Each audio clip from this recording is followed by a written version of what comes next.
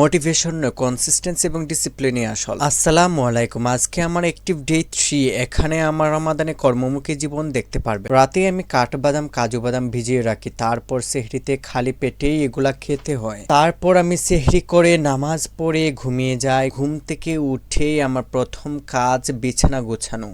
বিছানাটা গুছিয়ে আমি পড়তে বসি, কারণ সকালে আজকে আমার টিউশনি ছিল না। এরপর চলে যাই জামালগঞ্জ টিউশনি করাতে। রাস্তায় অনেক ধুলা দেখতে পারছেন, তারপরেও তো যেতেই হবে।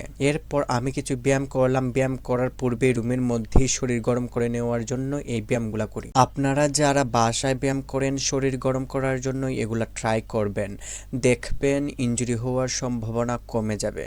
তারপর আমার ছোট ডাম্বেল দিয়ে এই কয়েকটা হাতের ব্যায়াম করি, বড়টা দিয়ে করি নাই, কারণ রোজার মধ্যে বড়টা দিয়ে এই ধরনের ব্যায়াম না করাই ভালো। তবে বড়টা দিয়ে বাইসেপস এবং ট্রাইসেপসের ব্যায়াম না করলেই নয়, না করলে মাসেল লস হওয়ার সম্ভাবনা থাকতে পারে। আমার মাসেল গেইন নয়, মাসেল ধরে রাখাই আসল বিষয়। তারপর জোহরের নামাজ পড়ে কিশমিশ ভিজিয়ে রাখি এবং কুরআন তিলাওয়াত। তারপর আসরের নামাজ পড়ে একটা হেলদি ইফতার রেডি করি এবং ইফতারটা সেরে ফেলি। কে কে ডিম খিচুড়ি পছন্দ করেন কমেন্ট করে জানান।